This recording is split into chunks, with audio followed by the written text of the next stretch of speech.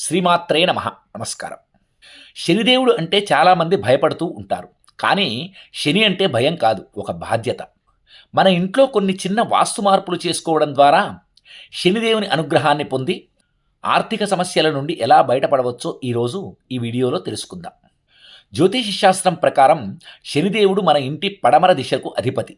అలాగే ఇంటి ప్రధాన ద్వారం చుట్టుపక్కల అపరిశుభ్రత ఉంటే శని ప్రభావం నెగిటివ్గా ఉంటుంది.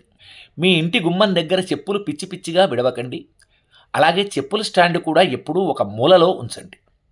గుమ్మానికి రెండు వైపులా స్వస్తిక్ గుర్తులు ఉంచినట్లయితే శనిదోష తీవ్రతను తగ్గించి లక్ష్మీ కటాక్షాన్ని మన ఇంట్లోకి తీసుకువస్తుంది. ఇంటి వాస్తులో వంటగది చాలా ముఖ్యం.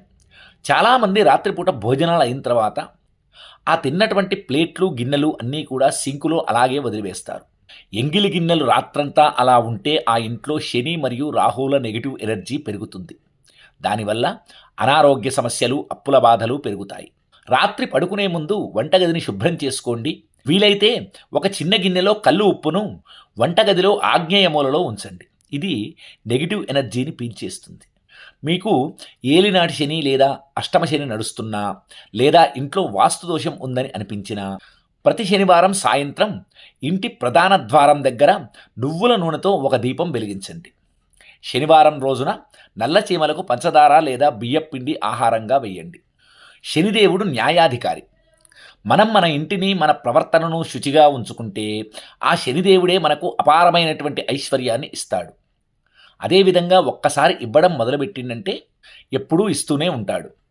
మీ ఇంటి వాస్తు గురించి లేదా మీ జాతకంలోని శని ప్రభావం కానీ, మీ వ్యాపారం కానీ దేని గురించైనా తెలుసుకోవాలంటే పైన కనిపిస్తున్నటువంటి నెంబర్కు కాల్ చేసి శ్రీగాయత్రి ఆస్ట్రో న్యూమరాలజీ ఛానల్ను సంప్రదించండి. జ్యోతిష్య మరియు సంఖ్యాశాస్త్రపరంగా మీకు మంచి సలహాలు ఇవ్వబడుతుంది. సర్వే జనా సుఖినో భవంతు. స్వస్తి.